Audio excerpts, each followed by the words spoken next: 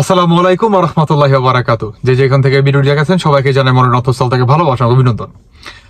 হাসনাত আব্দুল্লাহকে আপনার সেনাবাহিনীর বিতর্কে তাকে রিমাইন্ডে নেওয়া হচ্ছে। আচ্ছা, হঠাৎ করে এই হাসনাত আব্দুল্লাহকে কেন সেনাবাহিনী রিমাইন্ডে নিচ্ছে বা তাকে কেন রিমাইন্ডে নেবে? তার আগে আপনাকে বুঝতে হলে আপনাকে এই বিষয়টা জানতে হবে যে আমাদের বাংলাদেশে আপনার এই হাসনাত, সার্জিস এদের কিছু মুখোশ উন্মোচন করি। সবার আগে দেখেন আপনার সমন্বয়ক হান্নান মাসুদের স্ট্যাটাসটা দেখেন। কি বলছে? হাসনাত কিংবা সার্জিস এদের দুইজনের থেকে যে কোনো একজন মিথ্যা কথা বলতেছে। এখন আপনার সার্জিসের লম্বা একটা স্ট্যাটাস আপনার হাসনাতকে নিয়ে, আর হচ্ছে আমাদের বাংলাদেশের সেনাপ্রধান মিস্টার ওয়াকারকে নিয়ে, যে হাসনাতের হয়তোবা কোনো একটা জায়গায় ভুল হচ্ছে। তার এত বড় স্ট্যাটাস ভাই পড়ে শোনাটা সম্ভব না। আমি কিছু কথা তুলে ধরতেছি যে হাসনাত আব্দুল্লাহর কোনো একটা জায়গায় মনে হয় ভুল হচ্ছে। আমি তার সহকর্মী কিংবা সহযোদ্ধা হিসেবে এটা তাকে মনে করে দিতে চাই যে এত কিছু ভালো না। অতএব আমাদের বাংলাদেশের সেনাবাহিনীকে নিয়ে জনগণের সামনে তাদের সমালোচনা করাটা উচিত নয়, কিংবা সেনাবাহিনীকে নিয়ে এভাবে টানা হেচড়া করাটা আমাদের জন্য বা আমাদের যে দলটা এনসিপি, এই দলটাকে ঘিরে সামনে ভালো কিছু বই আনবে না। অতএব হাসনাতকে এটা থেকে বিরত থাকতে হবে।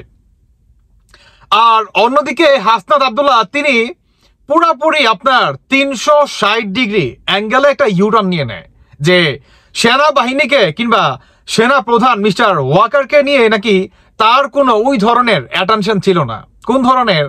আপনার বাংলাদেশের সেনা প্রধান মিস্টার ওয়াকারকে তিনি যে হংকার দিল যে শেখ হাসিনাকে যেভাবে ইন্ডিয়া পাঠাইছে, বা শেখ হাসিনাকে তিনি যেভাবে সেভ করছে, বা 600-এরও অধিক আওয়ামী লীগ পন্থী বাহিনীদের যেভাবে উনি সেভ করছে, এখন এটার মাসুল ওনাকে দিতে হবে। তো তিনি আসলে হঠাৎ করে কেন 360 ডিগ্রি অ্যাঙ্গেলে তিনি ইউটার্ন নিয়ে নিল? এটার পিছনে মূল কারণ কি?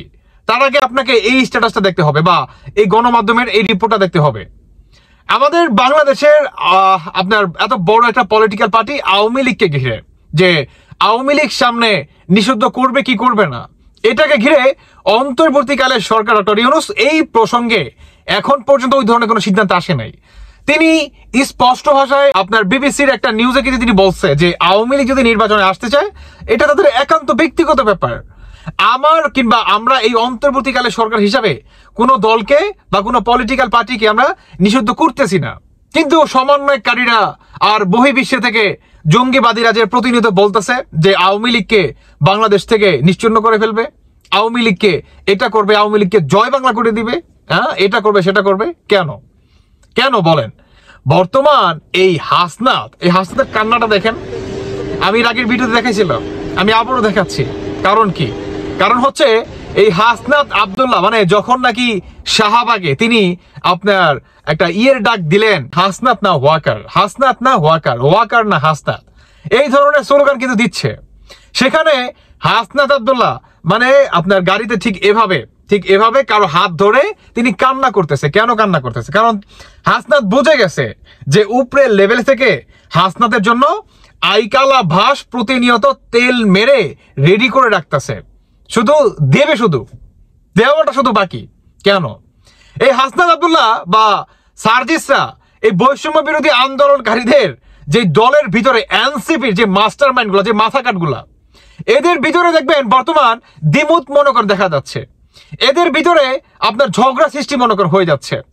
আপনার সমন্বয়ক হাসনাত আর হচ্ছে সার্জিস, 3 বান্দরের 3 রকমের বক্তব্য দেখলেন। হ্যাঁ, যে সার্জিস কিংবা হাসনাত দুইটার থেকে যে কোনো একটা মিথ্যা কথা বলতেছে। কার বক্তব্য?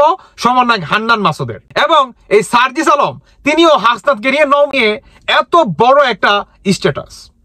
আসলে আমাদের বাংলাদেশে কি ঘটতেছে? অন্যদিকে আমাদের বাংলাদেশের সেনা প্রধান কিংবা আমাদের বাংলাদেশের সেনাবাহিনীর ভিতরে 3 প্রধান 3 বাহিনী সবাই একত্রে হচ্ছে। কেন একত্রে হচ্ছে? কারণ বাংলাদেশে যে কোনো পরিস্থিতি মোকাবেলা করার জন্য তারা প্রস্তুত। অন্যদিকে আমার এর আগের একটা ভিডিওতে আমি আপনাদের কিন্তু দেখাইছি যে বাংলাদেশ সেনাবাহিনী অলরেডি একটা অভিযান শুরু করে দিছে। এই অভিযানে থাকবে যে এই আন্দোলনকে ঘিরে কিংবা বাংলাদেশটাকে যারা প্রতিনিয়ত একের পর এক এই ধরনের অস্থিতিশীল, এখন আপনার সর্বশেষ আমাদের বাংলাদেশের প্রাণভোমরা সেনাবাহিনীকে নিয়ে বা সেনাবাহিনীর উপরে আক্রমণ। একটা দেশকে আপনি যদি শেষ করে দিতে চান তাহলে জঙ্গিবাদীরা সবার আগে আক্রমণ করবে সেই দেশের, যদি গণতন্ত্র হয়ে থাকে সেই দেশের গণতন্ত্রকে দাফন করবে, সেই দেশের আপনার সরকারকে দফন করবে, আর সর্বশেষ সেটা হচ্ছে আপনার মানে ফিনিশিং টাচটা দিবে হচ্ছে সেই দেশের আপনার সেনাবাহিনীর উপরে। বুঝতে পারতেছেন? তো জঙ্গিবাদীরা বর্তমান আমাদের বাংলাদেশের ঠিক এই সেনাবাহিনীদের উপরে আক্রমণ চালাচ্ছে। একটা বিষয় আপনারা যদি খেয়াল করেন দেখবেন যে এই আমাদের বাংলাদেশের সেনা প্রধান মিস্টার ওয়াকার তিনি কিন্তু আপনার 10 থেকে 15 দিন হবে, মেবি না এরকমই হবে, যাই হোক বাকিটা আপনারা জানাই যাবেন। তিনি কিন্তু জানাই দিছিল যে আমি আপনাদেরকে শেষবারের মতো সাবধান করে দিচ্ছি, এনাফ ইজ এনাফ। পরবর্তীতে আপনারা বলবেন না যে আমি আপনাদেরকে সাবধানতার অবলম্বন করে কিংবা এই ধরনের কোনো হুঁশিয়ারি দেই নাই, এই ধরনের কোনো কথা আপনাদেরকে আমি বলি নাই। আমি আপনাদেরকে আবারও সাবধান করে দিচ্ছি যে বাংলাদেশটাকে যারা নাকি প্রতিনিয়ত অস্থিতিশীল করতেছেন, বহির্বিশ্বে থেকে যারা নাকি বাংলাদেশটাকে পরিচালনা করার চেষ্টা চালাচ্ছেন, আপনারা বাংলাদেশে এসে তারপরে এই দেশটাকে পরিচালনা করার গাইড বা দিক নির্দেশনা দেন। বহির্বিশ্ব থেকে বাংলাদেশটাকে অস্থিতিশীল করার চেষ্টা বা এই ধরনের কোনো স্টেপ আপনারা নেবেন না, তাহলে আপনাদেরকে কিন্তু বা আপনাদের এগেনস্টে আমরা কঠোর হতে বাধ্য হব। আর সেনাবাহিনী যদি একবার কঠোর হয় তাহলে সেই ফলাফল কিন্তু খুব ভয়ঙ্কর হবে, তখন কিন্তু আমাদের হাতেও কিছু থাকবে না। আর অলরেডি আমাদের বাংলাদেশের সেনা প্রধান মিস্টার ওয়াকার তিনি ঠিক এই পথেই হাঁটতেছেন। আর এই সমন্বয়কারী আপনার হাসনাত, সার্জিস বা যে বাজার আছে তারা দেখবেন পুরাপুরি 360 ডিগ্রি অ্যাঙ্গেলে শু করে মনে করেন একটা ইউটার্ন নিয়ে নিছে, যে এরা বর্তমান বুঝে গেছে যে আমাদের বাংলাদেশের যে বৈষম্য নামে যে এনসিপি যে দলটা আমরা গঠিত করছি বা নিজেরা বর্তমান সরকার হতে চাই, আপনার এই জুম্মাবারে যে গেল জুম্মা, এই জুম্মাবারে কিন্তু এই সার্জিস হাসনাতরা কিন্তু বড় একটা সমাবেশে ডাক দিছিল শাহবাগে। সেখানে কিন্তু আপনার ওই রকম কোনো মানুষ হয় নাই, মানে মানুষের ওই ধরনের কোনো সিম্পথি তারা কাজে লাগাইতে পারে নাই বা মানুষ এদের ডাকে আসে নাই, বুঝে গেছে। ওইখানে দেখবেন যদি যায় থাকে সেখানে বেশিরভাগ দেখবেন আপনার পাঞ্জাবি পরা, জুব্বা পরা, টুপি পরা, মানে বেশিরভাগই হচ্ছে আপনার জামাত শিবির, হিজবুত তাহরির এরা। ওইখানে সাধারণ জনগণ খুবই কম ছিল, সাধারণ জনগণ এখানে খুবই কম ছিল। তার মানে কি, দ্যাট মিনস এরা বর্তমান ভয় পেয়ে যাচ্ছে যে বাংলাদেশের জনগণের যে একটা আপনার ভোট কিংবা জনগণের যে একটা সমর্থক বা একটা যে আপনার কি বলে আপনার সাপোর্ট বলেন, হ্যাঁ, এগুলা কি এদের প্রতি আর নাই। জনগণ মানে খুবই ক্ষিপ্ত, এদের প্রতি অসন্তুষ্ট জনগণ, আসলে পুরাই শেষ হয়ে গেছে এদের প্রতি, আর কোনো ফিলিংস কাজ করে না। তো বাংলাদেশে বর্তমান এই হাসনাত, সার্জিস, জাকন এদের গেম অলরেডি ওভার। দেখতে পারবেন ইনশাল্লাহ আমাদের বাংলাদেশের সেনাপ্রধান মিস্টার ওয়াকার এই হাসনাতকেও আপনার রিমাইন্ডে নিয়ে বা জিজ্ঞাসাবাদ করবে যে তুমি কেন আমাদের এই সেনাবাহিনীকে নিয়ে বা বাংলাদেশটাকে প্রতিনিয়ত এভাবে অস্থিতিশীল করো, আর শেষ রাতে আইসা যখন দেখো যে কোনো জনগণের সমর্থক পাও না, তখন তোমরা আইসা গিরগিটির মতো হাত পা ধরা শুরু করো কেন? যাই হোক, আমরা আসলে এই সময়টা বা এই দিনটা দেখার অপেক্ষায় আছে।